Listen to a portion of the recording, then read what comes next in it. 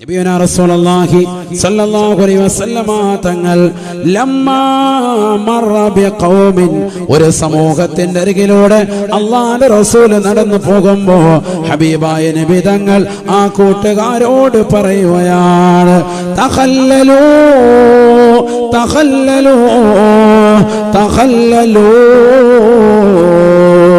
നിങ്ങളൊന്ന് പല്ലുകുത്തണേ കൂട്ടുകാരെ, ഒന്ന് പല്ലുകുത്തണേ നാട്ടുകാരെ. ഉടനെ അവർ പറഞ്ഞു അത്രേ, മാ തുഇന്നാ അൽയൗമ തുആമാ യാ റസൂലല്ലാഹ്, അല്ലാഹുവിന്റെ റസൂലേ ഇന്നത്തെ ദിവസം ഞങ്ങൾ ഒന്നും തന്നെ കഴിച്ചിട്ടില്ല റസൂലേ, ഒന്നും തന്നെ ഭുജിച്ചിട്ടില്ല. ഒന്നും കഴിക്കാത്ത ഞങ്ങളോട് എന്തിനാണ് പല്ലുകുത്താൻ പറയുന്നത്? ഇറച്ചി കഴിച്ചവരില്ലേ അതിനുശേഷം പല്ലുകുത്തേണ്ടതുള്ളൂ. ഞങ്ങൾ ഇന്നത്തെ ദിവസം ഒന്നും കഴിച്ചിട്ടില്ല റസൂലേ, പട്ടിണിയാണ് പട്ടിണിയാണ്. മാ തുഇന്നല്ലൗമ തുആമാ,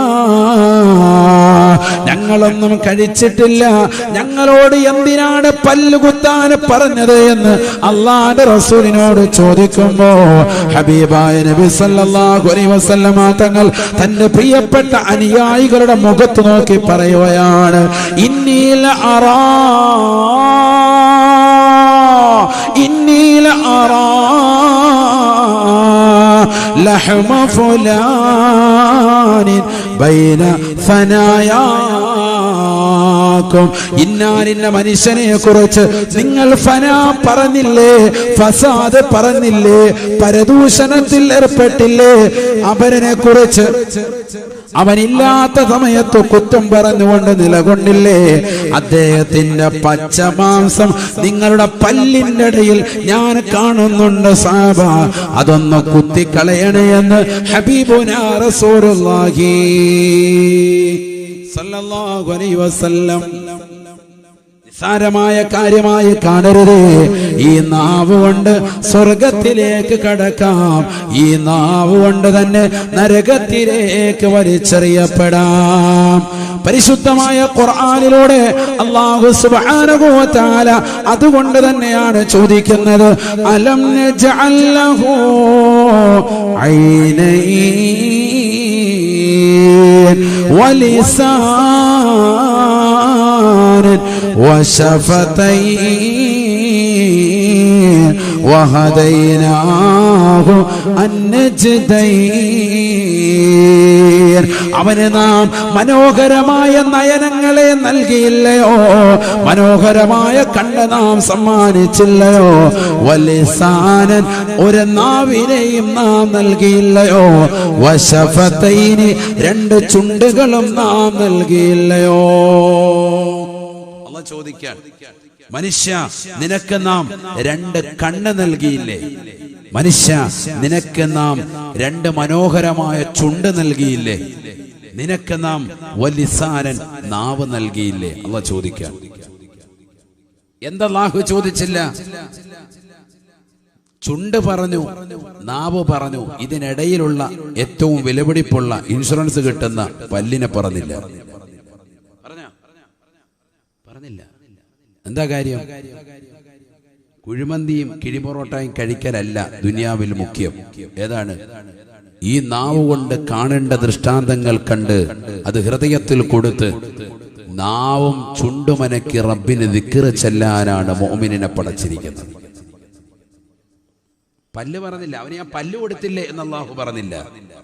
ചിന്തിക്കണം, ഖുർആനിലെ ഒരു ആയത്തും എത്ര ചിന്തനീയമാണ്. അലം നജഅൽ ലഹു ഐനൈൻ വലിസാനൻ വശഫതൈൻ, അവന് നാം മനോഹരമായ കണ്ണ് നൽകിയില്ലയോ, രണ്ട് കണ്ണുകളെ നാം അവന് സമ്മാനിച്ചില്ലയോ, അവന് നാം നാവ് സമ്മാനിച്ചില്ലയോ, അവന് നാം രണ്ട് ചുണ്ടുകളെ നാം നൽകിയില്ലയോ, എന്തേ അവൻ നന്ദി പ്രകാശിപ്പിക്കാതെ പോയത് എന്ന് വിശുദ്ധമായ ഖുർആൻ. നാവ് വളരെയേറെ പ്രധാനമായതാണ്, വളരെ പ്രധാനമായതാണ്. സത്യമേ പറയാവുള്ളൂ, മോശപ്പെട്ട കാര്യത്തിന് നിലകൊള്ളരുത്, കള്ളസത്യം ചെയ്യരുത്. ഒരു ദിവസം മകൻ മദ്രസയിൽ വന്നില്ല. ഉടനെ ഉമ്മ തന്നെ കത്തെഴുതി വിടുക. മകൻ കരയുക, ഉമ്മ മദ്രസയിൽ പോകുമ്പോൾ ഉസ്താദ് അടിക്കും. ഉടനെ ഉമ്മ എന്നെ കത്തെഴുതി വിടുകയാണ്, എൻ്റെ മോന് തലവേദനയായിരുന്നു. ലുലുമാളിൽ പോയി ഇരിക്കുന്ന കണ്ടതാ ഉസ്താദ് തലേ ദിവസം. എന്നിട്ട് പറയാണ് തലവേദനയായിരുന്നു. എഴുതി വിടുന്ന ആരാ? സ്വാലിഹത്തായ ഉമ്മ. 3 ഹജ്ജ് ചെയ്തിട്ടുണ്ട്, 4 ഉംറ ചെയ്യാണ്. അടുത്ത ഉംറയ്ക്ക് ബുക്ക് ചെയ്തിട്ടിരിക്കുകയാണ്. സ്വർണ്ണ കമ്മലൊക്കെ ഊരി കൈ പിടിച്ചിരിക്കാൻ പള്ളിക്ക് കൊടുക്കാൻ എല്ലാം കാര്യങ്ങൾ നടത്തുന്നുണ്ട്. പക്ഷേ മൊത്തം കള്ളത്തരങ്ങൾ, കുരുത്തക്കേട്. അല്ലാഹു നമ്മളെ കാക്കട്ടെ. നമ്മൾ മക്കളെ പഠിപ്പിക്കല്ലേ ഇത്, നമ്മളതിന് കൂട്ടു നിൽക്കാൻ. വാപ്പ വിളിച്ചിട്ട് പറയാം, ഉസ്താദ് ഇവൻ ഇന്നലെ വയ്യായിരുന്നു കേട്ടോ, നമ്മുടെ മോളം കൂടെ വരുന്നുണ്ട് കേട്ടോ. ഇല്ല, അധികാരത്തിന്റെ ഹാജിയായിരുന്നു. അതിനെന്താ കുഴപ്പം? ഇന്നലെ വരാൻ പറ്റിയില്ല, അവർക്ക് ഇന്നലെ കാലിൽ ചെറിയൊരു പൊട്ടുണ്ടായിരുന്നു, ബുദ്ധിമുട്ടായിരുന്നു. ഹോസ്പിറ്റലിൽ കൊണ്ടുപോയി. എന്നിട്ട് ഈ വാപ്പ തന്നെ മകൻ പിന്നീട് കളവ് നടത്തുക. വാപ്പാടെ പോക്കറ്റിൽ നിന്ന് 25,000 രൂപ അടിച്ചുകൊണ്ട് പോയി. അപ്പോൾ പള്ളിയിൽ ഇതേ ഉസ്താദിന്റെ അടുത്ത് വന്നിട്ട്, എന്റെ മോൻ പോയി, ഇത്ര ഗുരുത്തം കേട്ടവനാന്ന് അറിഞ്ഞില്ല, ഉസ്താദ് ദ്വാരക്കണം. അവൻ വീട്ടിൽ പെങ്ങളെ കെട്ടിക്കാൻ വേണ്ടി വെച്ചിരുന്ന സ്വർണ്ണമായിട്ട് പോയി കളഞ്ഞു. ഈ വാപ്പനെ പറയാ, കാരണം എല്ലാം പഠിപ്പിച്ചു കൊടുത്തിരിക്കുകയാണ്. പിന്നെ എങ്ങനെ നമ്മൾ നന്നാവും? അള്ളാഹു നമ്മളെ കാത്തു സംരക്ഷിക്കട്ടെ. സത്യസന്ധത പുലർത്തിക്കൊണ്ട് ജീവിക്കണം, എങ്കിലേ വിജയിക്കൂ. തീർന്നില്ല. നബീന റസൂലുള്ളാഹി സ്വല്ലല്ലാഹു അലൈഹി വസല്ലമ തങ്ങൾ പറയുകയാണ്, വഹുസ്നു ഖലീഖ. തീർച്ചയായിട്ടും നിങ്ങൾ ശ്രദ്ധിക്കേണ്ട മറ്റൊരു കാര്യമാണ്, നിങ്ങൾ സൽ സ്വഭാവം നിലനിർത്തി പോരണേ. മോശപ്പെട്ട സ്വഭാവങ്ങൾ ഒരിക്കലും മാതാപിതാക്കൾക്കെന്നല്ല ഒരാൾക്കും പാടില്ലാത്തതാണ്. മോശപ്പെട്ട സ്വഭാവം അത് നമുക്ക് പാടില്ല. സൽ സ്വഭാവികളായിരിക്കാം. നമ്മൾ മദ്രസയിൽ പഠിക്കുമ്പോഴേ നബിയുടെ സ്വഭാവ ഗുണത്തെ പറ്റി പറയുമ്പോഴേ പറയുന്നത് എന്താ? സൽ സ്വഭാവിയായിരുന്നു. എന്തിനാ അത് പഠിപ്പിക്കുന്നത്? നമ്മൾ അങ്ങനെ ആയിത്തീരാനാണ്. അൽ അമീനാണ്, സത്യസന്ധനാണ്, വിശ്വസ്തനാണ്. എന്തിനാ അത് പഠിപ്പിക്കുന്നത്? നമ്മുടെ മക്കളും അതുപോലെ ആകാനാണ്, നമ്മളും അതുപോലെ ആയിത്തീരാനാണ്. അല്ലാതെ അങ്ങനെ ഒരാൾ ജീവിച്ചിരിപ്പുണ്ടായിരുന്നു, അങ്ങനെയല്ല. അതുപോലെ ആകാൻ വേണ്ടി നമ്മളും പരിശ്രമിക്കുക. അതിനാണല്ലോ നബിതങ്ങളുടെ സുന്നത്തുകളെ, നബി പിന്തുടർന്നതാകുന്ന മുഴുവൻ ആചാര അനുഷ്ഠാനങ്ങളെ പരിപൂർണമായി അനുധാവനം ചെയ്യുന്നതിന്റെ കാര്യവും അത് തന്നെയാണ്. ആ നബിയെ പോലെ ആകലാണ് നമ്മുടെ ലക്ഷ്യം. സൽ സ്വഭാവം നമ്മളിൽ അനിവാര്യമാണ്. നല്ല സ്വഭാവം നമ്മളൊക്കെ നിലനിർത്തിക്കൊണ്ടു പോകണം. അതിലൊരു വിട്ടുവീഴ്ചയും പാടില്ല. പരിപൂർണമായ കാര്യം ശ്രദ്ധിക്കണം. നബിയനാ റസൂലുള്ളാഹി സ്വല്ലല്ലാഹു അലൈഹി വസല്ലമ തങ്ങളാണ് ഓർമ്മപ്പെടുത്തിയത്, വഹുസ്നു ഖലീഖത്തിൻ. നല്ല സ്വഭാവം, സൽ സ്വഭാവം നിർബന്ധമാണ്. മുഅ്മിനായ മനുഷ്യന് പരിപൂർണമായി ശ്രദ്ധ ചെലുത്തൽ സൽ സ്വഭാവമാണ്. അത് അടിവരയിടേണ്ട ഒരു വസ്തുതയാണ്. നമുക്കും വേണം, നമ്മുടെ മക്കൾക്കും വേണം, സന്താന പരമ്പരകൾക്കും വേണം. അതെല്ലാവരും ശ്രദ്ധിക്കേണ്ട ഒരു കാര്യമാണ്. ഇന്ന് പലർക്കും ഇല്ലാതായിക്കൊണ്ടിരിക്കുന്നത്, നമ്മുടെ തലമുറകളിൽ നഷ്ടപ്പെട്ടുകൊണ്ടിരിക്കുന്നതും അത് തന്നെയാണ്. അള്ളാഹു നമ്മളെ കാക്കട്ടെ.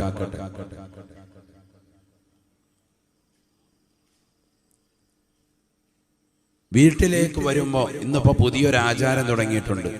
ആരെ അറിയിക്കാതെ സർപ്രൈസ് കൊടുക്കുക, പ്രത്യേകിച്ച് പ്രവാസികൾ. വലിയ തെറ്റാണത്, കടുത്ത തെറ്റാണ്. ഇസ്ലാമിൽ അങ്ങനെയില്ല. ഇസ്ലാമിൽ വീട്ടുകാരെ നേരത്തെ അറിയിക്കണം. അതാണ് ഇപ്പൊ ഈ അടുത്തിടെ അത് വലിയ ട്രെൻഡാക്കി കൊണ്ടുവന്നിരിക്കുക. നേരത്തെ തന്നെ അതിനുവേണ്ടി ഇവൻ തയ്യാർ ചെയ്തിട്ടുണ്ടാവും. എന്നിട്ട് ഭാര്യയെ വിളിക്കും, എന്തുകൊണ്ട് വിശേഷം, സുഖം തന്നെയല്ലേ എന്നൊക്കെ ചോദിക്കുന്നുണ്ട്. ഏതെങ്കിലും ഗൾഫ് നമ്പറുകളിൽ നിന്നൊക്കെ വിളിച്ചിട്ട് നാട്ടിലെത്തിയിട്ടുണ്ടാകും. എന്നാലും കുറെ നേരമൊക്കെ സംസാരിച്ച് അവസാനം കോള് വിളിച്ചുകൊണ്ട് തന്നെ ആ കഥ ഉറക്കെന്ന് പറഞ്ഞ് കയറിച്ചില്ല. ഉടനെ ഭയങ്കര ഞെട്ടുന്നു, ഉടനെ ഫോൺ എടുക്കുന്നു, യൂട്യൂബിൽ പിടിക്കുന്നു, ഭയങ്കരമായിട്ട് ക്ലിപ്പാക്കി ഇട്ടു കൊടുക്കുന്നു. ഉമ്മായും വല്യുമ്മായും കൊച്ചുമ്മായും നാട്ടുകാരും എളാമ്മായും ഒക്കെ ഞെട്ടുന്ന രംഗങ്ങൾ. ഓ, വലിയ സംഭവമായി. പാതിരാത്രി സമയത്ത് കയറി ചെന്നിട്ട് കാണിക്കാൻ. അത് ഇസ്ലാമിലില്ല, അങ്ങനെ ചെയ്യാൻ പാടില്ല. മുന്നറിയിപ്പില്ലാതെ ഒരു വീട്ടിലേക്ക് ചെന്ന് കയറാനും പാടില്ല. സ്വന്തം വീട്ടിൽ തന്നെയാണെങ്കിൽ പോലും അസ്സലാമു അലൈക്കും പറയണമെന്നാണ് വീട്ടിലേക്ക് കയറുമ്പോൾ. അനസ് ബിൻ മാലിക് റളിയല്ലാഹു അൻഹുവിനോട് ഹബീബായ റസൂലുള്ളാഹി സ്വല്ലല്ലാഹു അലൈഹി വസല്ലമ തങ്ങൾ പറയുകയാണ്, യാ അനസോ, അല്ലയോ അനസേ, അനസേ, ഇദാ ദഖൽത ഫീ മൻസിലിക, നീ നിന്റെ വീട്ടിലേക്ക് കടന്നു കഴിഞ്ഞാൽ ഫസല്ലിം അലൈഹി, അവരോട് നീ സലാം പറയണേ. യകുൻ ബറകതൻ ലക വഅലാ അഹ്ലിക, ആ അസ്സലാമു അലൈക്കും പറയലുകൊണ്ട് നിനക്കും ഐശ്വര്യമാണ്, നിന്റെ വീട്ടുകാർക്കും ബറക്കത്താണ് എന്ന് ഹബീബായ റസൂലുള്ളാഹി. ഈ ഒരു സ്വഭാവം നമ്മുടെ വീട്ടിൽ നിന്ന് ഇന്ന് അന്യമായി പോയില്ലേ? മക്കൾ വീട്ടിലേക്ക് കടന്നു വരുമ്പോൾ, മുമ്പ് മദ്രസയിൽ നിന്ന് പോകുമ്പോഴും തിരിച്ചു വരുമ്പോഴും മാതാപിതാക്കൾ അറിഞ്ഞിരുന്നു. ഇന്ന് സ്കൂളിലേക്ക് പോയാലും മദ്രസയിലേക്ക് പോയാലും, മദ്രസയിൽ നിന്ന് തിരിച്ചു വന്നാലും സ്കൂളിൽ നിന്ന് തിരിച്ചു വന്നാലും വാപ്പയും ഉമ്മയും അറിയുന്നില്ല. അവരുടെ അടുക്കൽ വന്നുകൊണ്ട് അസ്സലാമു അലൈക്കും മക്കൾ പറയാറുമില്ല. ഇത് വളരെ കുറഞ്ഞു പോയി, അന്യം വന്നു പോവാൻ. അള്ളാഹു നമ്മളെ കാക്കട്ടെ. മുമ്പ് അങ്ങനെയല്ല. ഈ ഇരിക്കുന്ന ഓരോരുത്തരും വാപ്പാടെ ഉമ്മ അടുത്തുണ്ട്, ഉമ്മ മദ്രസയിൽ പോകണം അസ്സലാമു അലൈക്കും. വാപ്പ അടുത്തുണ്ട്, അപ്പൊ മദ്രസയിൽ പോകണം അസ്സലാമു അലൈക്കും. ഞാൻ ഈ പറയുന്നതൊക്കെ നിസ്സാര വിഷയങ്ങളായിട്ട് നിങ്ങൾക്ക് തോന്നും. പക്ഷെ ഖുർആനും ഹദീസും ഈ വിഷയത്തിലൊക്കെ പരുതുമ്പോൾ വളരെ ഗൗരവമായിട്ടാണ് പറയുന്നത്. നമ്മുടെ വീടുകൾ ബറക്കത്തില്ലാതായി പോയതിന്റെ കാരണങ്ങൾ ഇതാണ്. ചെറിയ മകനാണ് അനസ് റളിയല്ലാഹു അൻഹു. 10 വർഷം നബി സല്ലല്ലാഹു അലൈഹി വസല്ലം തങ്ങളുടെ വീട്ടിൽ നബിക്ക് സേവനം ചെയ്തുകൊണ്ട് നിലകൊണ്ടിട്ടുണ്ട്. 10 കൊല്ലമേ നബിക്ക് ഖിദ്മത്ത് എടുക്കാൻ സൗഭാഗ്യം കിട്ടിയ ഒരു സഹാബിയാണ് ആര്? അനസ് റളിയല്ലാഹു അൻഹു. അല്ലാഹുവിന്റെ ദറജ ഉയർത്തട്ടെ. ബഹുമാനപ്പെട്ടവർ പറഞ്ഞു, എന്നോട് നബി തങ്ങൾ നീ എന്തിനാണ് അത് ചെയ്തത് എന്ന് നബി എന്നോട് ചോദിച്ചിട്ടില്ല, അല്ലെങ്കിൽ നീ എന്തിനത് ചെയ്തു എന്ന് എന്നോട് നബി തങ്ങൾ ചോദിച്ചിട്ടില്ല. നബിയുടെ സ്വഭാവ വിശേഷണത്തെ വിശദീകരിച്ചുകൊണ്ട് അനസ് റളിയല്ലാഹു അൻഹു പറയാൻ, 10 കൊല്ലം തന്റെ കീഴിൽ സേവനം ചെയ്തതാകുന്ന വ്യക്തിയോട് നബി സല്ലല്ലാഹു അലൈഹി വസല്ലമ തങ്ങളുടെ ശൈലിയാണ്. ഒന്ന് ചിന്തിക്കണം നമ്മൾ. അനസ് റളിയല്ലാഹു അൻഹു ആ കുട്ടിയോടാണ് നബി സല്ലല്ലാഹു അലൈഹി വസല്ലമ തങ്ങൾ പറയുന്നത്, യാ അനസോ, അല്ലയോ പൊന്നുമോൻ അനസേ, നീ നിന്റെ വീട്ടിലേക്ക് ചെന്നുമ്പോ നീ അസ്സലാമു അലൈക്കും പറഞ്ഞുകൊണ്ട് ചെല്ലണേ. യകുൻ ബറകതൻ ലക വഅലാ അഹ്ലിക, നിനക്കും നിന്റെ കുടുംബത്തിനും അത് ബറക്കത്തുണ്ടാകും, ഐശ്വര്യമുണ്ടാക്കുമെന്ന് ഹബീബുനാ റസൂലുള്ളാഹി സല്ലല്ലാഹു അലൈഹി വസല്ലം.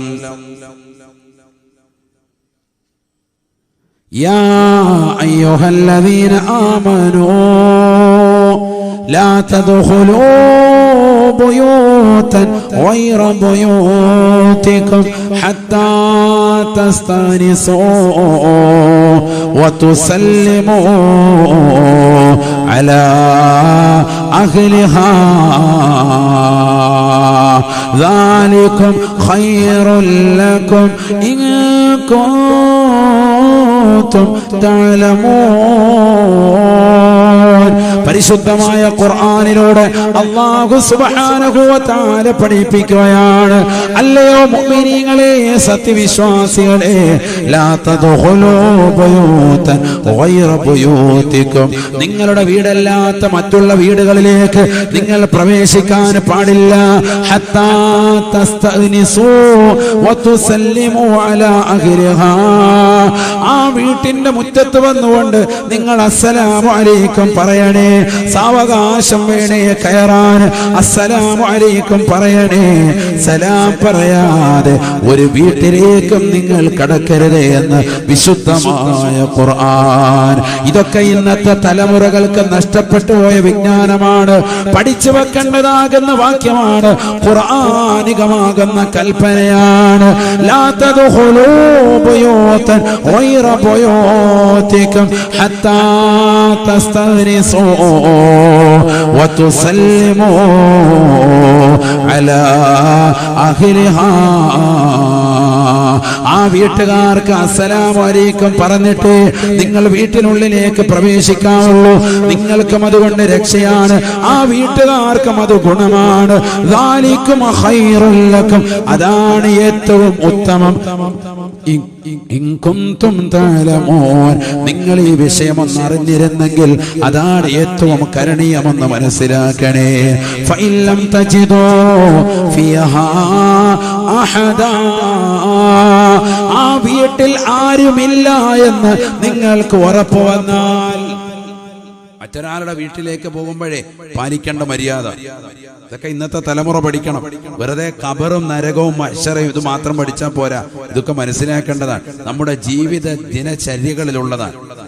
അയൽവക്കാരുടെ വീട്ടിൽ പോവാൻ അടുക്കളയിൽ നിന്ന് പുക വരുന്നുണ്ട്, അപ്പൊ അവൻ ഇവിടെ തന്നെ ഉണ്ട് കേട്ടാ, അസ്സലാമു അലൈക്കും പറഞ്ഞ് നോക്കിയിട്ട് അനക്കമൊന്നുമില്ല.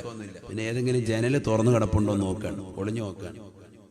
ആജിയാര് 30 ഹജ്ജ് ചെയ്തിട്ടുണ്ട്, ഒളിഞ്ഞോട്ടത്തിനൊരു കുറവുമില്ല. അള്ളാഹു നമ്മളെ കാക്കട്ടെ. അസ്സലാമു അലൈക്കും പറഞ്ഞിട്ട് വീട്ടിൽ നിന്ന് ഇങ്ങോട്ട് റിപ്ലൈ ഇല്ലെങ്കിൽ യാ അല്ലാഹ് തിരിച്ചു പോയിക്കോണം. ഇപ്പൊ പിന്നെ കോളിംഗ് ബെല്ല് സിസ്റ്റം ഉണ്ട്, ആയിക്കോട്ടെ അതടിക്കുക, അസ്സലാമു അലൈക്കും പറയാം. സലാം പറയുന്നതിന് എന്തായാലും ഖുർആനിൽ വിലക്കില്ല, അത് പറയരുത് തന്നെ. വീട്ടുകാരെ ഉണർത്താനാണ് കോളിംഗ് ബെല്ല്. എന്നിട്ട് നമ്മൾ അത് അടിച്ചതിന് ശേഷം അസ്സലാമു അലൈക്കും എന്നവിടെ അസ്സലാമു അലൈക്കും. അപ്പൊ വീട്ടുകാർ ഒരു 10 രൂപയായിട്ട് വരും. കാരണം ഈ അസ്സലാമു അലൈക്കും പറയുന്നത് ആരാണ്? ഏതോ ഒരു പിരിവുകാരല്ലാതെ ഇന്ന് വരെ ജീവിതത്തിൽ അസ്സലാമു അലൈക്കും പറഞ്ഞിട്ടില്ല. അവരൊരു 10 രൂപയായിട്ട് ഇറങ്ങി വരും. വന്നോട്ടെ, അപ്പൊ നിങ്ങളെ കാണുമ്പോൾ മനസ്സിലാവുമല്ലോ പിരിവിനല്ല എന്നുള്ളത്. ഇത് ഒളിഞ്ഞു നോട്ടം പാടില്ല. ഫഇല്ലം തജിദൂ ഫിഹാ ഫലാ തദ്ഖുലുഹാ, നിങ്ങൾക്ക് അവർ അനുവാദം നൽകിയിട്ടില്ല എങ്കിൽ, നിങ്ങൾ സലാം പറഞ്ഞിട്ട് റിപ്ലൈ കിട്ടിയിട്ടില്ല എങ്കിൽ ആ വീട്ടിനുള്ളിലേക്ക് കടക്കാൻ പാടില്ല. ഖുർആനിന്റെ കൽപ്പനയാണ്, ഖുർആനിന്റെ വിളംബരമാണ്. ഉൾക്കൊള്ളണേ മുസ്ലിമേ, ഉൾക്കൊള്ളണേ മുസ്ലിമത്തേ, ഇത് അല്ലാഹുവിന്റെ കലാമാണ്. ഇത് നമ്മുടെ ജീവിതത്തിന്റെ കാറ്റലോഗാണ്, നമ്മുടെ വഴികാട്ടി വിശുദ്ധമായ ഖുർആനാണ്. ഹത്താ യുഅ്ദന ലക്കും, നിങ്ങൾക്ക് അനുവാദം കിട്ടാതെ ആ വീട്ടിലേക്ക് നിങ്ങൾ കടക്കരുതേ എന്ന് വിശുദ്ധമായ ഖുർആൻ.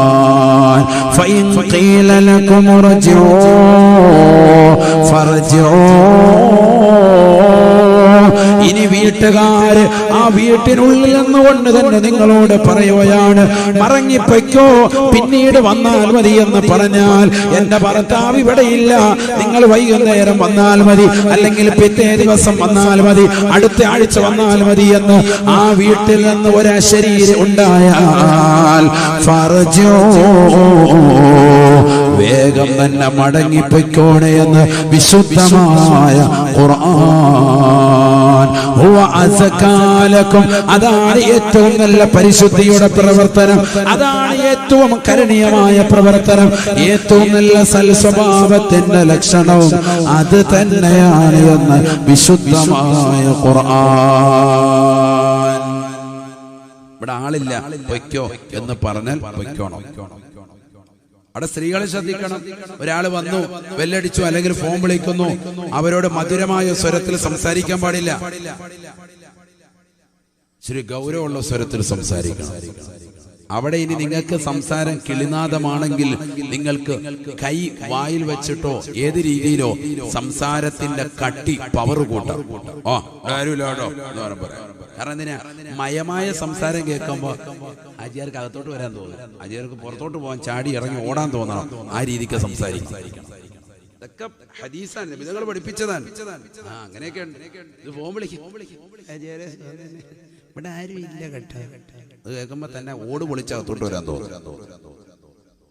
ഒരു കുഴപ്പമില്ലായിരുന്ന, പക്ഷെ ഈ സംസാരം കേൾക്കുമ്പോഴത്തേക്കും ഓടി വരാൻ തോന്നും.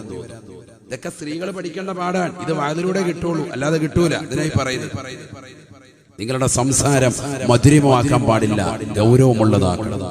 അതിന് നിങ്ങൾക്ക് സംസാരത്തിന്റെ ശൈലി ഒന്ന് മാറ്റിപ്പിടിക്കാൻ പോലും വിശുദ്ധ ഇസ്ലാം അനുവാദം നൽകിയിട്ടുണ്ട്, ഗൗരവമാക്കാൻ. കാരണം എന്തുകൊണ്ട്? നിന്റെ ശരീരവും നിന്റെ ശരീരത്തിന്റെ അവയവങ്ങളും ഒക്കെ പണയപ്പെട്ടിരിക്കുന്നത് പ്രിയപ്പെട്ട ഭർത്താവിന് മാത്രമാണ്, മറ്റൊരുത്തനല്ല. അതുകൊണ്ട് മറ്റൊരാൾ നിന്നിലേക്ക് താല്പര്യപൂർവ്വം അവൻ സ്വരം പോലും ആസ്വദിക്കാൻ പാടില്ല. അതിന് നീ തടസ്സം നിൽക്കണമെന്നാണ് വിശുദ്ധ ഇസ്ലാമിന്റെ നിയമം. പഠിക്കണം. അള്ളാഹു നമ്മളെ കാത്തു സംരക്ഷിക്കട്ടെ. എത്രയെത്ര ആളുകളാണ് മോശമായ രീതിയിൽ പോകുന്നത്. കല്യാണം ഉറപ്പിച്ചു കഴിഞ്ഞാൽ ഇവിടെ ഫോൺ വിളിയുടെ ബഹളമാണ്. നേരത്തെ തന്നെ ഫോണുമായിട്ട് വരുന്നത്. ഈ അടുത്തിടെ ഒരു വീഡിയോ കണ്ടു. നഊദുബില്ലാ, ഏത് നാടാണെന്നറിയില്ല, അള്ളാഹു നമ്മളെ കാക്കട്ടെ. ഏത് നാടായിക്കോട്ടെ, തെറ്റ് തന്നെയല്ലേ. വലിയ ആചാരങ്ങൾ ഈ സമൂഹം, ഈ സമുദായം ഇങ്ങനെ അടിക്കടി കൊണ്ടുവരികയാണ്. ഏറ്റവും ചെലവ് ചുരുങ്ങി നടത്തുന്ന നിക്കാഹാണ് ബറക്കത്തുള്ളത് എന്ന് പഠിപ്പിച്ചതാകുന്ന ഒരേ ഒരു മതം വിശുദ്ധ ഇസ്ലാമാണ്. അത് മനസ്സിലാക്കണം. മറ്റൊരു മതത്തിലും അങ്ങനെ പഠിപ്പിക്കപ്പെട്ടിട്ടില്ല. പഠിപ്പിച്ചിരിക്കുന്നത് വിശുദ്ധ ഇസ്ലാമാണ്. ഏറ്റവും ചെലവ് ചുരുങ്ങിയിട്ടുള്ള നല്ല രീതിയിൽ ഉള്ളതാകുന്ന നിക്കാഹ്, പള്ളിയിൽ വെച്ചിട്ടുള്ള നിക്കാഹ്, വെള്ളിയാഴ്ച ദിവസമുള്ള നിക്കാഹ്, അതാണ് ഏറ്റവും ബറക്കത്തുള്ളതെന്ന് പഠിപ്പിച്ച മതത്തിന്റെ അനുയായികൾ തന്നെ ഏറ്റവും വിപുലമായി ഒരാൾ പോലും നടത്താത്ത നിലയ്ക്ക്. ഒരാൾ 100 പവൻ കൊടുത്താൽ ഞാൻ 200 കൊടുക്കും. അയാൾ 200 കൊടുത്താൽ ഞാൻ 300 കൊടുക്കും. 300 കൊടുത്താൽ 450 കൊടുക്കും. 1000 പവൻ കൊടുക്കും. അയാൾ ബെൻസ് കൊടുത്താൽ ഞാൻ അതിന്റെ മുകളിൽ വണ്ടി ഉണ്ടെങ്കിൽ അത് ബുക്ക് ചെയ്യും. ഇങ്ങനെ മനുഷ്യൻ അങ്ങനെ പോവാൻ. എന്താണ് മനുഷ്യൻ ഊറ്റം കൊള്ളുന്നത്? സ്വന്തം മക്കളുടെ കല്യാണം മറ്റുള്ളവരുടെ മുന്നിൽ പ്രൗഢി കാണിച്ചുകൊണ്ട് അഹന്ത വെക്കുന്നവർ, അഹങ്കരിക്കുന്നവർ, തക്കബ്ബുർ കാണിക്കുന്നവർ, കിബ്ർ കാണിക്കുന്നവർ, കല്യാണത്തിന് വേണ്ടിയുള്ളതാകുന്ന ഒരുക്കങ്ങൾ ഉറപ്പിക്കൽ വരുമ്പോഴേ തന്നെ മാല കോർത്തിട്ടിട്ട് ഡമ്മിയുമായിട്ട് വരികയാണ്. അതിന് തൊട്ടുപിറകിൽ കുറെ കേക്കും വരവൊക്കെ കണ്ടു കഴിഞ്ഞാൽ നബിദിനത്തിന്റെ റാലിക്ക് പോലും ഇത്ര സപ്പോർട്ട് ചെയ്തിട്ടില്ല. ഭയങ്കര പരിപാടിയാണ്. വളരെ അദബും ഗുരുത്വത്തോടു കൂടി ബീവറേജിന്റെ ക്യൂ പോകുന്നത് പോലെയാണ് പോകുന്നത്. വഴിതെറ്റരുതേ, വഴിതെറ്റരുതേ. അല്ലാഹ് വിവിധങ്ങളാകുന്ന ആഹാരങ്ങൾ. അല്ലാഹു നമ്മളെ കാക്കട്ടെ. എവിടെ എത്തിപ്പോയി ഇന്നത്തെ തലമുറ? അതിനെല്ലാം പുറമെ കേക്കിനകത്ത് ഒളിപ്പിച്ചു വെച്ചതാകുന്ന മൊബൈൽ ഫോൺ, അതെങ്ങനെ കൊടുക്കാൻ? iPhone 13 Pro. രാത്രിയിൽ വിളിക്കണേ, വീഡിയോ ചാറ്റ് ചെയ്യാം, നല്ല റാഹത്ത്. കല്യാണം കഴിഞ്ഞിട്ടില്ല, ഉറപ്പിക്കുന്നതിന് മുമ്പ് തന്നെ ഫോൺ വിളി ഹറാമല്ലേ? അന്യപുരുഷനല്ലേ? വിവാഹത്തോടു കൂടിയല്ലേ നിനക്കവനെ ഹലാലാവുകയുള്ളൂ. എത്രയെത്ര കേസുകളാണ് ഇന്ന് സമൂഹത്തിലുള്ളത്.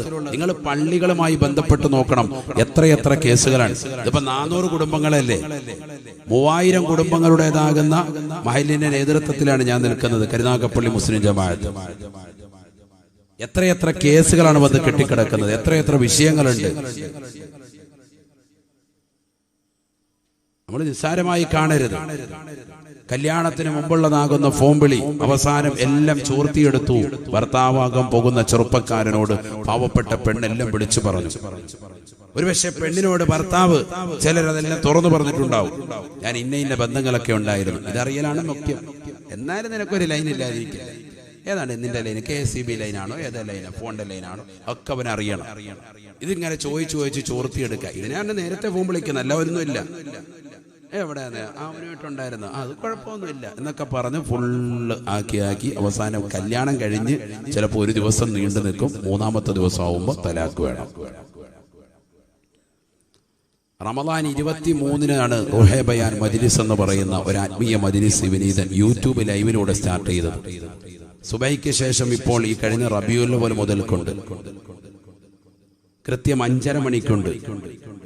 കുമ്മനം ഉസ്താദ് ലൈവെന്നോ അല്ലെങ്കിൽ റൂഹെ ബയാൻ ലൈവെന്നോ ഒക്കെ യൂട്യൂബിൽ സെർച്ച് ചെയ്താൽ നിങ്ങൾക്കത് കാണാം. ഇപ്പൊ യൂട്യൂബ് ലൈവ് പോയിക്കൊണ്ടിരിക്കുകയാണ്. 1000 സദസ്സിൽ സാക്ഷികളാണ്. ഇശായിന് ശേഷം 8:15 മണിക്ക് എല്ലാ ദിവസവും തുടങ്ങും. അതുകൊണ്ടാണ് ഇന്നിവിടെ മജ്ലിസ് കൃത്യമായി നേരത്തെ തുടങ്ങാനും കാരണം. എല്ലാ ദിവസവും അത് കറക്റ്റായിട്ട് പോയിക്കൊണ്ടിരിക്കുകയാണ്. ഇന്ന് വരെ അതിലൊരു ദിവസം പോലും ഇല്ല ഇടതടവില്ലാതെ 3 കോളെങ്കിലും വരുന്നത് തലാഖ് സംബന്ധമായ വിഷയമാണ്. അത് പറയാനാണ്. നിസ്സാര വിഷയങ്ങളാണ്. ഭാര്യ ഭർത്തൃ ബന്ധങ്ങൾ തമ്മിൽ വിള്ളലുകൾ. നമ്മൾ വിചാരിക്കുന്ന പോലെ നമ്മുടെ അയൽവക്കങ്ങളിലൊക്കെ ഭയങ്കര സ്നേഹബന്ധമൊന്നുമല്ല. ഇതൊക്കെ വെറുതെ കാട്ടിക്കൂട്ടലുകളാണ്. പുറംപൂച്ച് എന്ന് പറയും. പുറമെ വലിയ കാട്ടിക്കൂട്ടലാണ്, ഉള്ളു വളരെ മോശമാണ്, പ്രശ്നമാണ്. രാത്രിയായ ഈ വാതൊക്കെ കഴിഞ്ഞ് വീട്ടിൽ പോകുമ്പോൾ കത്തിയായിട്ട് ഇങ്ങനെ ഒരാൾ നിൽക്കുന്നു, മറ്റേ വടിയായിട്ട് നിൽക്കുന്നു. സുബൈ വരെ യുദ്ധമാണ്, ഭയങ്കര ഇടിയും ബഹളമാണ്. എല്ലാ വീടുകളിലും പ്രശ്നങ്ങളും പ്രയാസങ്ങളുമാണ്. എന്താ പ്രശ്നം? ദീനിന്റെ വിഷയങ്ങൾ നമ്മൾ മർമ്മപ്രധാനമായി മുറുകെ പിടിക്കേണ്ട ചില ഭാഗങ്ങളിൽ നമ്മൾ മുറുകെ പിടിച്ചിരുന്നില്ല.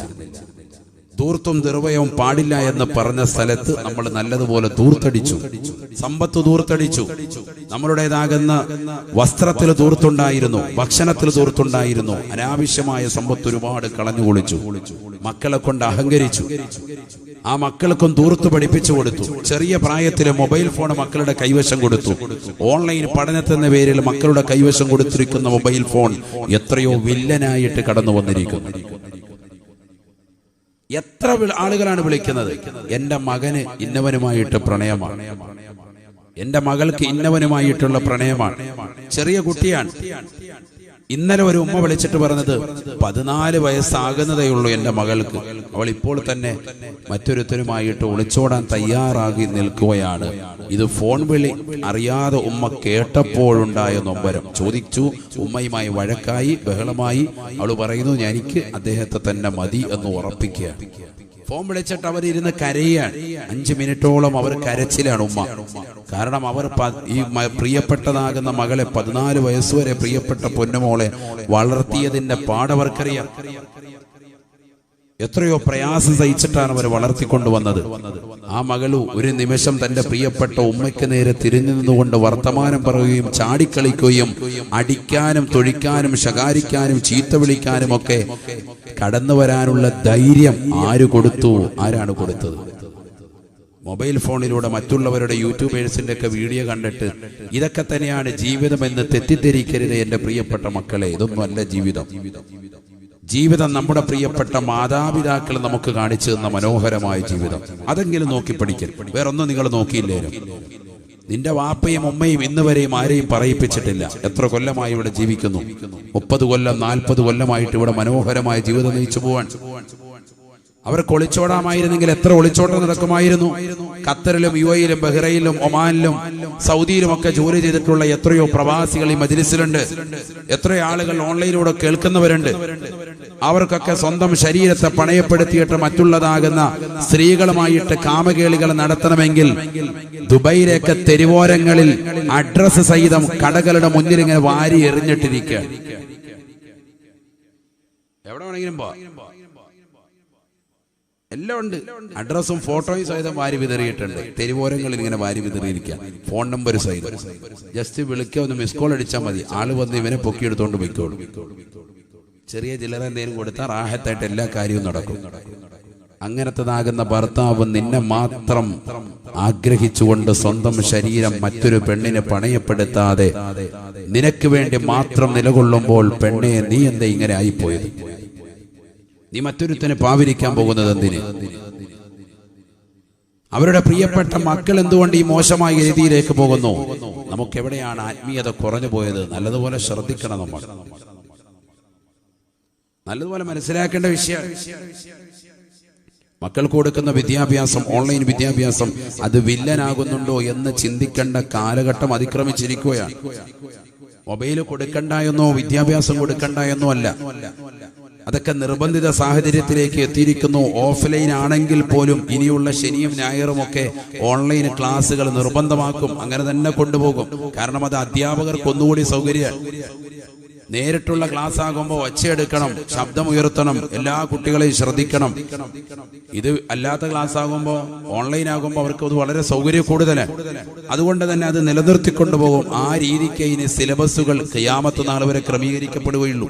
ഓൺലൈൻ ക്ലാസ്സുകൾ ഉണ്ടാകും. പക്ഷെ ഇതിലൂടെ ഉണ്ടായിത്തീരുന്ന വലിയ അപകടങ്ങൾ മാതാപിതാക്കൾ തിരിച്ചറിയാതെ പോകരുത്. നമ്മുടെ മക്കൾക്ക് ഇത് കൊടുക്കുമ്പോൾ അവർ ആത്മീയമാകുന്ന തലത്തിലേക്ക് തിരിക്കുന്നതിനേക്കാൾ കൂടുതൽ അവർ യൂട്യൂബിലൂടെയും മറ്റുള്ള സെർച്ചിങ്ങിലൂടെയും ഒക്കെ കൊണ്ടുപോകുന്നത് മോശമായ തലത്തിലേക്കാണ്. അവിടെയാണ് അപകടം. അവരെത്ര മണിക്കാണ് ക്ലാസ് ഉള്ളത്, അവർ ആ ക്ലാസ് കറക്റ്റായിട്ട് അറ്റൻഡ് ചെയ്യുന്നുണ്ടോ, എത്ര മണിക്ക് ആ ക്ലാസ് തുടങ്ങും, എത്ര മണിക്ക് അവസാനിക്കും, ഇത് വാപ്പയും ഉമ്മയും അറിഞ്ഞിരിക്കണം. മക്കൾക്ക് മൊബൈൽ ഫോണും ലാപ്ടോപ്പും ടാബും ഒക്കെ കൊടുക്കുമ്പോൾ അത് പരസ്യമായി വീടിന്റെ ഹാളിൽ ഇരുന്നു കൊണ്ട് പഠിക്കത്തക്ക രീതിക്കുള്ള പഠനമാണെങ്കിൽ പഠിക്കാൻ വിട്ടാൽ മതി. അല്ലാതെ റൂമിലോട്ട് കയറ്റി 2ാം നിലയുടെ മുകളിൽ കയറി ടെറസിൽ പോയിരുന്നിട്ടുള്ള പഠനം അത് വേണ്ട. വൈഫൈക്ക് ഇവിടെയാ കണക്ഷൻ കൂടുതൽ. വൈഫൈക്ക് മാത്രമല്ല, വേറെയും കണക്ഷൻ ഇവിടെയാ കൂടുതൽ. തട്ടുംപുറത്തോട്ട് പോവാൻ ഒന്നും വിടണ്ട. ഹാളിൽ, നടുഹാളിൽ, അത് ഉമ്മാക്ക് അടുക്കളയിൽ ഇങ്ങനെ ഒറ്റ നോട്ടത്തിൽ നോക്കിക്കഴിഞ്ഞാൽ പെട്ടെന്ന് തന്നെ കാണണം. ആ രീതിയിൽ ലാപ്ടോപ്പിന്റെ സംവിധാനം ക്രമീകരിക്കണം. ഹാളിൽ തന്നെ ഇരിക്കുന്നുണ്ട്, ഒരു ഭിത്തി പുറയിൽ ഇങ്ങനെ മറയാക്കിയിട്ട് ഉമ്മ അവിടുന്ന് വരുമ്പോ അപ്പൊ ചുമ്മാ ABCDEFGHIJK. അതിനു മുമ്പ് വേറെ ആയിരുന്നു, മാറ്റിക്കളഞ്ഞ സംഭവം. ഉമ്മ അവിടെ എത്തുമ്പോഴത്തേക്ക് സംഭവം മാറ്റി. ഇങ്ങനത്തെ തരികട പിള്ളേരാണ്. അതുകൊണ്ട് അവരുടെ മുന്നിൽ എന്ത് ചെയ്യണം? ഉമ്മാക്ക് കുറച്ച് വിവരം തരികയാണ്, ശരിക്കും പഠിച്ചോ, എന്ത് ചെയ്യണം, തിരിച്ചു വെക്കാൻ പറയണം. അപ്പൊ ഉമ്മാക്ക് ഇവിടുന്ന് അങ്ങോട്ട് നോക്കുമ്പോ തന്നെ അപ്പൊ അതിന്റെ ABCD ഒക്കെ എല്ലാം മാറും. ഇതൊക്കെ ഇന്നത്തെ തലമുറ മനസ്സിലാക്കിയിരിക്കേണ്ടതാണ്. മാതാപിതാക്കൾ പോലും അറിയാതെ അവർ പഠിക്കാൻ കൊടുത്തിരിക്കുന്ന മൊബൈൽ ഫോണുകളിൽ ആപ്പ് സ്റ്റോർ വഴിയും പ്ലേ സ്റ്റോർ വഴിയും വ്യത്യസ്തമാകുന്ന ആപ്പുകൾ ഡൗൺലോഡ് ചെയ്ത് അതൊക്കെ ഹൈഡ് ചെയ്ത് വെക്കാനുള്ള ഓപ്ഷനുകൾ പ്രത്യേകമായി പഠിച്ച് അതിനുള്ളിൽ മോശപ്പെട്ടതാകുന്ന ബ്ലൂ ഫിലിമുകൾ വരെ ഒളിപ്പിച്ചു വെച്ച് രാത്രിയുടെ യാമങ്ങളിൽ പുതപ്പിന് കീഴിലിരുന്നു കൊണ്ട് സുബഹി വരെ കണ്ണുമഞ്ഞളിപ്പിച്ചുകൊണ്ട് അശ്ലീലമാക്കപ്പെട്ടതാകുന്ന പാട്ടുകളും അശ്ലീലമായ സിനിമകളും അശ്ലീലമാക്കപ്പെട്ട സന്ദേശങ്ങളും സ്വന്തം ശരീരത്തിൻ്റെതാകുന്ന മോശപ്പെട്ടതാകുന്ന ഭാഗങ്ങളൊക്കെ, അഥവാ സ്വന്തം ശരീരത്തിന് മറ്റുള്ളവന് കാണാൻ പാടില്ലാത്തതാകുന്ന അവയവങ്ങളൊക്കെ തന്നെ കാണിച്ചു കൊടുക്കാൻ ഫോട്ടോ എടുത്ത് അതെല്ലാം സെൻഡ് ചെയ്തുകൊണ്ട് നിലകൊള്ളുകയാണ് ഇന്നത്തെ തലമുറകൾ. അള്ളാഹു നമ്മളെ കാക്കട്ടെ. മുഖം ആദ്യം കാണിച്ചു കൊടുക്കും, പിന്നീട് അവന്റെ നിർബന്ധത്തിന് വഴങ്ങി. കാരണം നിനക്കുള്ളതാണല്ലോ എല്ലാം, ഞാനും നിനക്കുള്ളതാണ്, നീ എനിക്കുള്ളതാണ്, പിന്നെ എന്തിനാ നീ മറച്ചു വെക്കുന്നത്, ഇച്ചിരി കൂടെ താഴോട്ട് വരട്ടെ എന്ന് പറഞ്ഞ് നിർബന്ധിക്കണം. അപ്പൊ പിന്നെ പതുക്കെ പതുക്കെ ഓരോന്നെടുത്ത് കാണിക്കുക. പെണ്ണ് വഞ്ചിക്കപ്പെടുകയാണ്. ഇത് എത്രയോ വാർത്തകൾ ദൈനംദിന ജീവിതത്തിൽ കാണുകയാണ്. എന്നിട്ടും നമ്മുടെ മക്കൾ പഠിക്കുന്നില്ല എങ്കിൽ പിന്നെന്താ ഇനി ചെയ്യാൻ? എനിക്ക് ശബ്ദം ഇച്ചിരി ബുദ്ധിമുട്ടുണ്ട്, അതുകൊണ്ട് ഞാൻ ഒരുപാട് ശബ്ദം എടുക്കാറ്. ഇന്നലെ വയല് പറഞ്ഞപ്പോൾ 1:30 മണിയായി രാത്രിയിൽ. നല്ല മഞ്ഞാണ് മലപ്പുറം, അവിടെ നല്ല ശബ്ദം എടുത്തു. ഓപ്പൺ ആയിരുന്നു, ഇതുപോലെ ഒന്നുമില്ല. അതുകൊണ്ട് നിങ്ങളാരും വിഷമിക്കണ്ട. ഞാൻ സാധാ ഒരു ക്ലാസ് മോഡലങ്ങ് പറഞ്ഞു പോവാൻ. അതിൻ്റെ ഒരു രീതിയിലേ അല്ല പോകുന്നത് ഇപ്പോൾ. അള്ളാഹു നമുക്കൊക്കെ ആഫിയത്ത് നൽകുമാറാവട്ടെ. വിഷയങ്ങൾ നിങ്ങൾക്ക് തിരിയുന്നുണ്ടല്ലോ, കിട്ടുന്നില്ലേ? അത് മതി. അള്ളാഹു നമുക്ക് തൗഫീഖ് നൽകട്ടെ. വേഗം നിർത്തുകയാണ് കേട്ടോ. ഞാനിത് ഗൗരവമുള്ളൊരു വിഷയമായതുകൊണ്ടാണ് ഇത് ഉണർത്തിയത്. അപ്പൊ സൽ സ്വഭാവം നമ്മളിൽ ഉണ്ടാവണം. അത് വാപ്പ കാണിച്ചു കൊടുക്കണം. മറ്റൊരാളുടെ വീടിന്റെ ഉമ്മറത്ത് പോയി നിൽക്കേണ്ട ശൈലി, അവിടെ പോയി അസ്സലാമു അലൈക്കും പറയുന്ന രീതി, വീട്ടിൽ ഭക്ഷണം കഴിക്കുന്ന രീതി, വീട്ടിൽ മക്കളോട് ഭാര്യയോട് കുടുംബത്തോട് സംസാരിക്കുന്ന സംസാരം, ഇതൊക്കെ അടയാളപ്പെടുത്തും. ഇതൊക്കെ മക്കളിൽ വലിയ സ്വാധീനം ചെലുത്തും. നബിയനാ റസൂലുള്ളാഹി സ്വല്ലല്ലാഹു അലൈഹി വസല്ലമ തങ്ങൾ പറയുകയാണ്, 4 കാര്യങ്ങളാണ് നീ ശ്രദ്ധിക്കേണ്ടത്. ആ 4 കാര്യങ്ങൾ നിന്നിലുണ്ടായാൽ ഫലാ അലൈക മാ ഫാതക മിനദ് ദുനിയാ, ഈ ദുനിയാവ് മുഴുവനും നഷ്ടപ്പെട്ടാലും നീ വിഷമിക്കേണ്ടതില്ല, പ്രയാസപ്പെടേണ്ടതില്ല. അതിലാദ്യമായി നബി തങ്ങൾ പറഞ്ഞത് ഹിഫ്ളു അമാനത്തിൻ, ഉത്തരവാദിത്തങ്ങൾ സൂക്ഷിക്കലാണ്. തീർന്നില്ല, അല്ലാഹുവിന്റെ റസൂൽ വീണ്ടും പറയുകയാണ് വസിദഖു ഹദീസിൻ, സത്യം പറയലാണ്. മൂന്നാമതായി നബി തങ്ങൾ പറഞ്ഞത് വഹുസ്നു ഖലീഖത്തിൻ, നല്ല സൽസ്വഭാവം വെച്ച് പുലർത്തലാണ്. നാലാമതായി അവസാനമായി റസൂലുള്ളാഹി പറയുകയാണ് വഇഫ്ഫത്തു തുഅമത്തിൻ, നല്ല ഭക്ഷണം കഴിക്കണേ, ഹലാല് സമ്പാദിക്കണേ, ഹലാലായത് ഭുജിക്കുകയും ചെയ്യണേ. ഹലാല് സമ്പാദിക്കുകയും ഹലാല് കഴിക്കുകയും ചെയ്താൽ നിന്റെ അമലുകൾ അല്ലാഹു സ്വീകരിക്കുമെന്ന് വിശുദ്ധമായ ഖുർആൻ. വലിയ ചർച്ചയും കോലാഹലങ്ങളും കേരളത്തിൽ സൃഷ്ടിച്ചൊരു വിഷയമാണ് ഹലാൽ. എന്താ ഹലാൽ? അനുവദനീയമായത്. ഹറാം നിഷിദ്ധമായത്. എല്ലാവർക്കും അറിയാവുന്ന വസ്തുതയാണ്. ഹലാൽ എന്ന് പറഞ്ഞാൽ ഒരു മുസ്ലിമായ വ്യക്തി അറവ് നടത്തുക, ബിസ്മില്ലി അറവ് നടത്തുക എന്നുള്ളതാണോ? അല്ല, അത് മാത്രമല്ല. അങ്ങനെ ചില ആളുകൾ നമുക്കിടയിൽ തന്നെ മനസ്സിലാക്കി പോയവരുണ്ട്. ഈ ഹലാലിന്റെ അറവെന്ന് പറഞ്ഞാൽ മുസ്ലിമായ ഒരു വ്യക്തിയായിരിക്കണം, അവൻ ബിസ്മില്ലി അറക്കണം. അങ്ങനെയൊന്നുമല്ല. കഴിക്കാൻ പറ്റുന്നതേ അത് പറ്റുള്ളൂ. ഇപ്പൊ ഉദാഹരണത്തിന് പന്നി മാംസം നമുക്ക് കഴിക്കാൻ പറ്റുമോ? കഴിക്കാൻ പറ്റുമോ?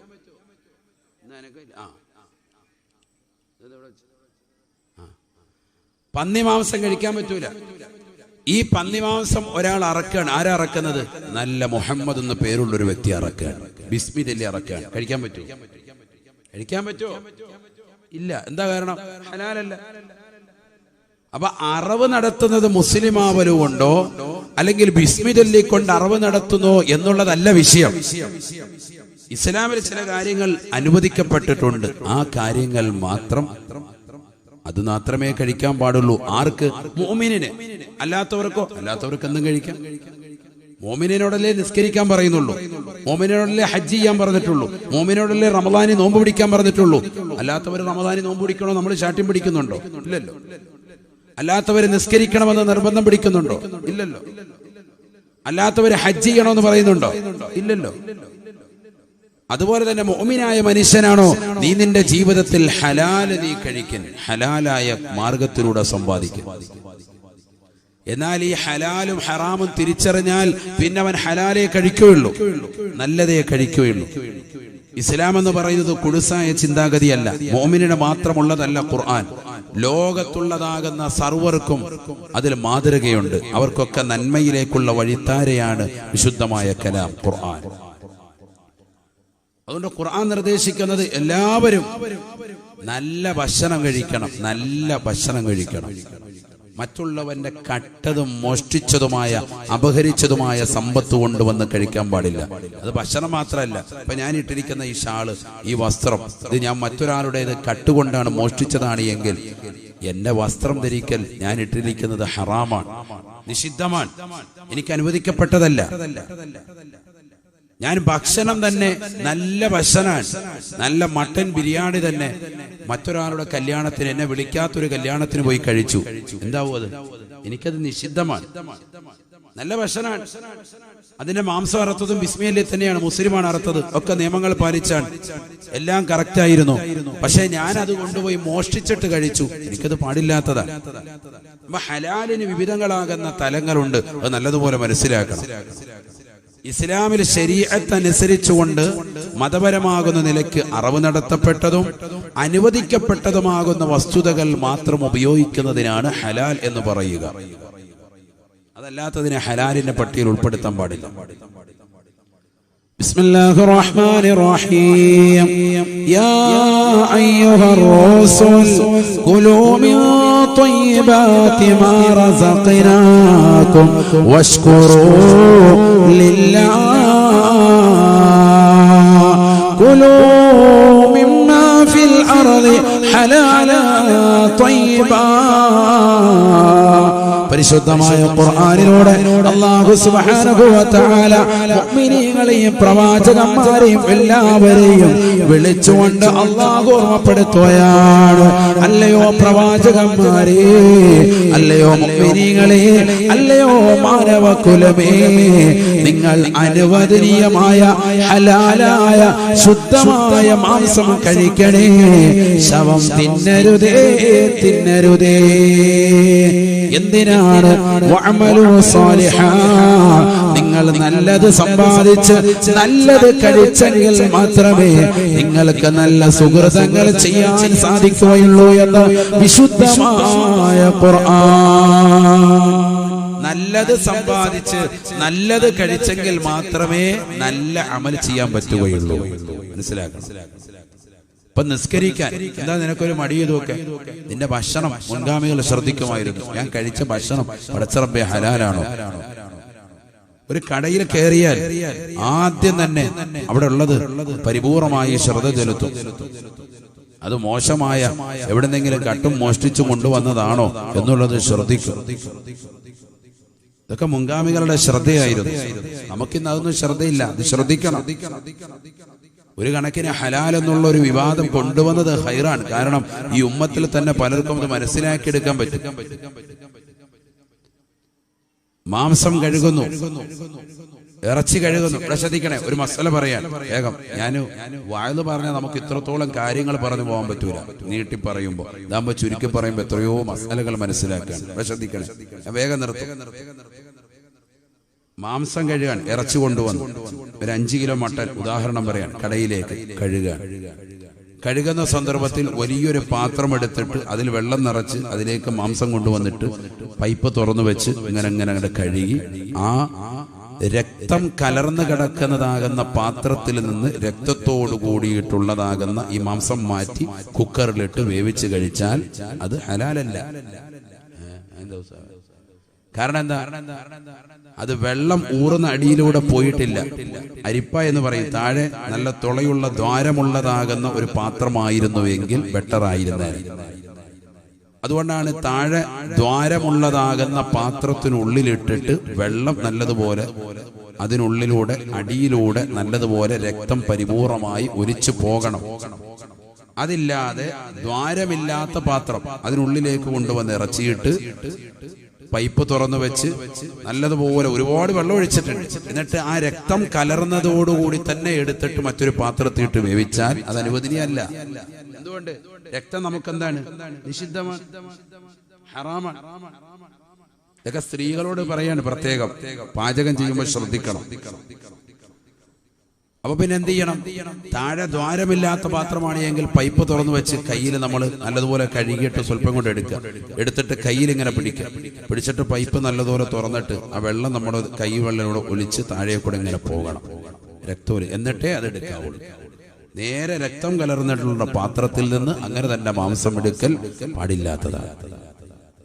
حرمت عليكم الميتة والدم ولحم الخنزير.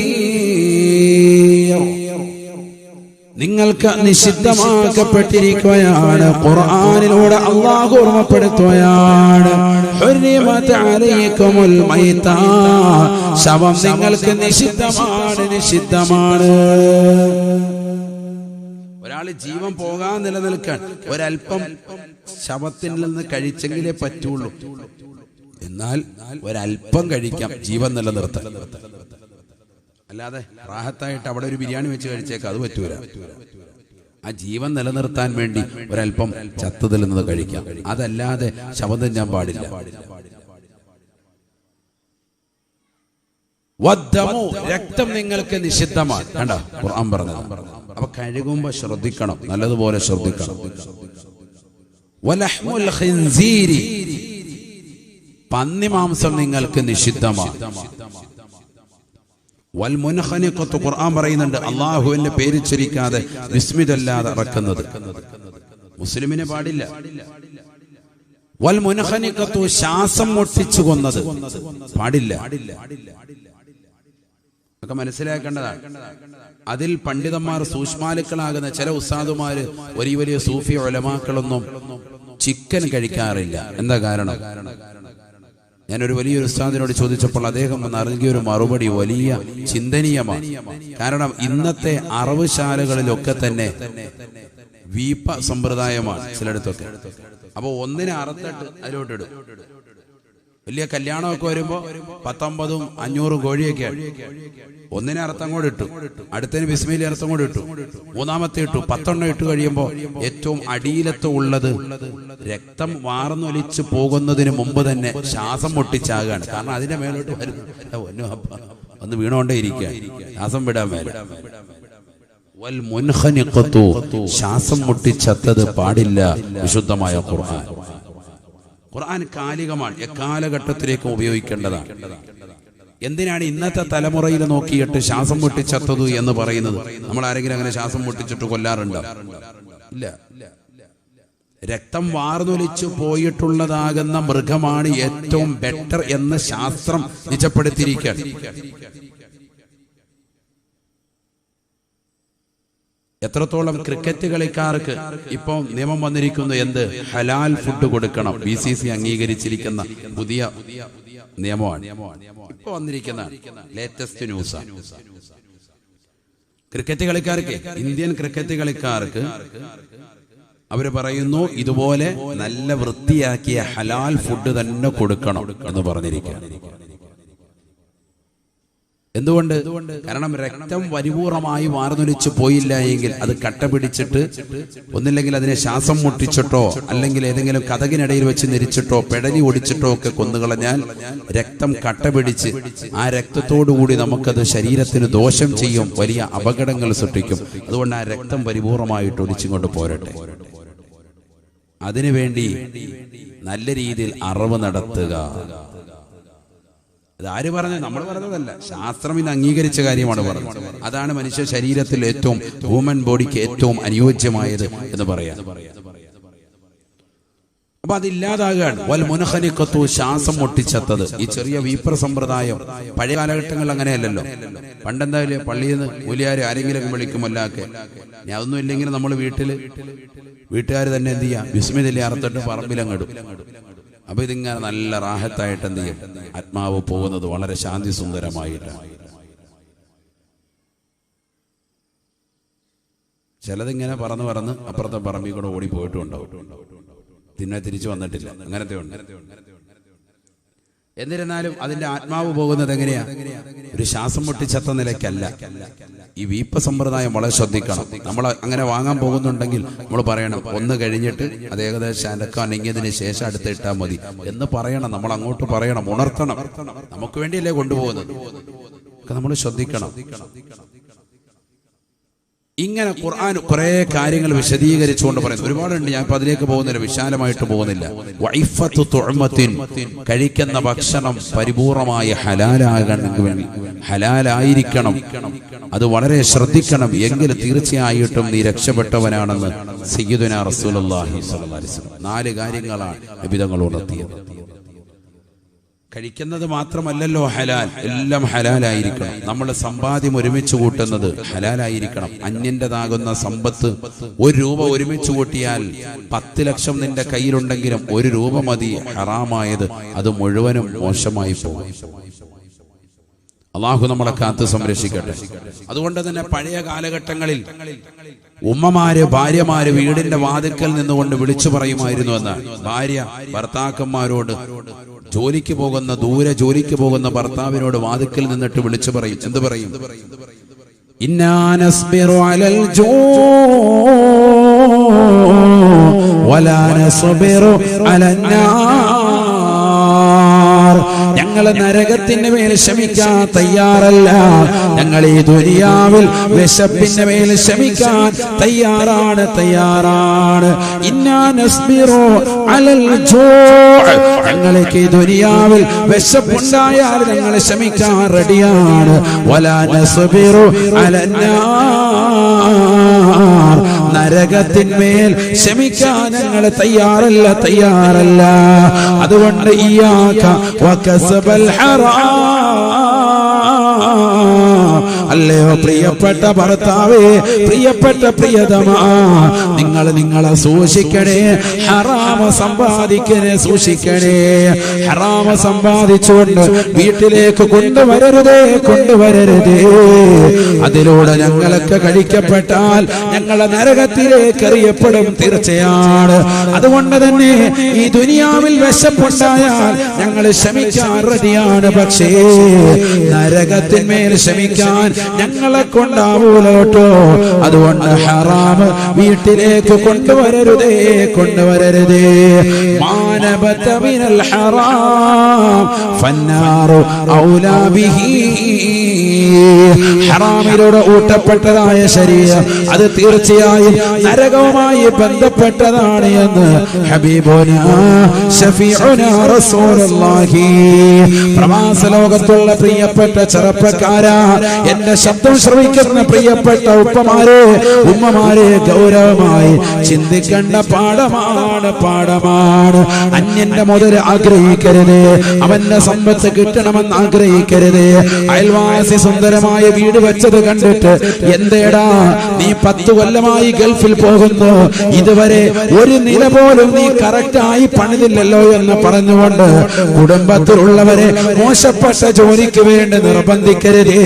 ഇയ്യാക വകസബൽ ഹറാം, നീ നിന്നെ സൂക്ഷിക്കണേ. ഹറാമായ സമ്പാദ്യം ഒരുമിച്ച് കൂട്ടുന്നതിനെ ശ്രദ്ധിക്കണേ. ഒരുപാട് ആളുകൾ സമ്പത്ത് ഹറാമായ മാർഗത്തിലൂടെ ഒരുമിച്ച് കൂട്ടുന്നവരുണ്ട്. അതിനുവേണ്ടി അന്യരെ കൊല്ലാൻ പോലും മടിക്കാത്ത യുവാക്കളുള്ള കാലഘട്ടമാണ്. വ്യഭിചരിക്കാൻ, സിനിമ കാണാൻ, സീരിയൽ ദർശിക്കാൻ, അശ്ലീല തലത്തിലേക്ക് കണ്ണും കാതുകളും കൊണ്ടുപോകാൻ, ശരീരത്തിന്റെ അവയവങ്ങളെ കൊണ്ടുപോകാൻ, അടിച്ചു പൊളിക്കാൻ ഏതെങ്കിലും ബാങ്കുകളിലോ മാളുകളിലോ പോയിരുന്നുകൊണ്ട് മോശപ്പെട്ടതാകുന്ന തലത്തിലേക്ക് ശരീരത്തിന്റെ അവയവങ്ങളെ കൊണ്ടുപോകാൻ, എറണാകുളത്തോ ബാംഗ്ലൂരിലോ ബോംബെയിലോ ഏതൊക്കെ റെഡ് സീറ്റുകളുണ്ടോ അവിടെയെല്ലാം പോയി അടിച്ചു പൊളിച്ച് രസിച്ച് രമിക്കാൻ വേണ്ടി, സമ്പത്ത് ചൂതാട്ടം നടത്താൻ വേണ്ടി പരിശ്രമിക്കുന്ന ആളുകളെ, അതിനുവേണ്ടി ഹറാമായ സമ്പാദ്യം ഒരുമിച്ച് കൂട്ടുന്നവരെ ശ്രദ്ധിക്കണേ. വൈഫത്തു തുഅമത്തിൻ, ഹറാമല്ലാത്ത ഹലാലായ സമ്പാദ്യം കൊണ്ട് നിന്റെ ജീവിതത്തെ മുന്നോട്ട് കൊണ്ടുപോകണേ. അത് മാത്രം കഴിച്ച് നിലകൊണ്ടാൽ മാത്രമാണ് നിനക്ക് ദുആഇന് ഇജാബത്ത് ലഭിക്കുക എന്നും ഹബീബുനാ ശഫീഉനാ റസൂലുള്ളാഹി